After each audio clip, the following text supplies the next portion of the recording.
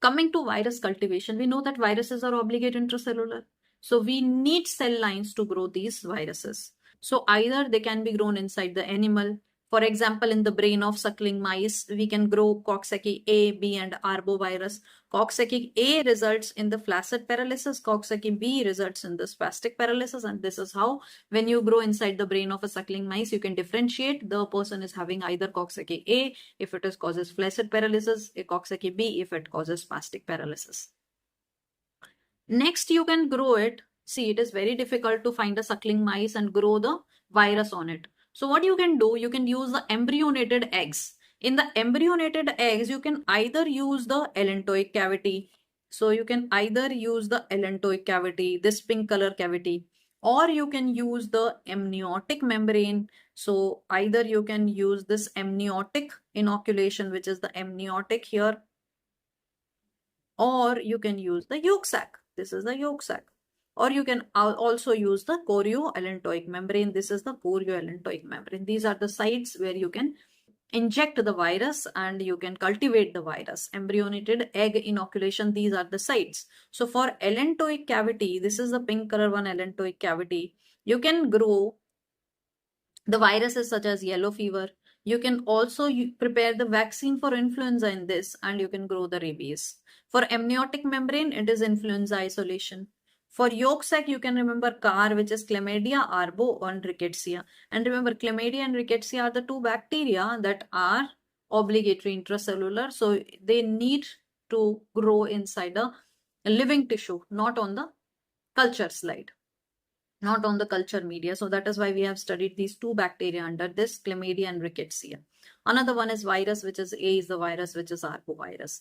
Chorioallantoic membrane, vaccinia, variola, and HSV 1 and 2. See what we have studied so far. The first one is animal inoculation. Directly you can inoculate inside the brain of the suckling mice. It is very difficult to do it because every time you have to find a suckling mice and you have to grow inside or cultivate the virus inside the brain of the suckling mice. Then what you can do, you can keep these embryonated egg in the lab and you can grow the viruses inside the lab. So embryonated egg inoculation. The third one is growing on the tissue culture. So tissue culture, which is basically on the cell lines. So you can use the primary cell line, secondary cell line, and continuous cell line. Based on how many times a cell can multiply, we have a division. For example, for primary cell line, 5 to 10 times it can multiply. So 5 to 10 divisions, primary. Secondary is 10 to 50 division, and continuous cell line, the division is continuous.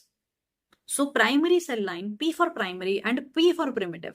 All the cell lines that we use here are primitive. For example, rhesus kidney cells.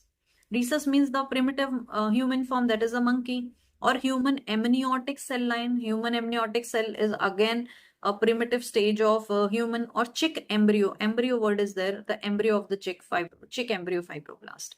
So P for primitive, remember all the things are primitive here. The cell lines are rhesus kidney cell line, human amniotic cell line, or the chick embryo fibroblast. Secondary cell line are the fibroblast, human fibroblast cell line. In the fibroblast of the human, it can be used for cytomegalovirus, CMV, MRC5, and W138. Continuous cell line has got a continuous division. So you can use it for HEPA, HEP2, KB, McCoy, Vero. Vero is basically African monkey. So based on that, we have this name, Detroit 6, BHK, Chang, and Chill. So basically, these are the divisions, cell lines, or the tissue culture.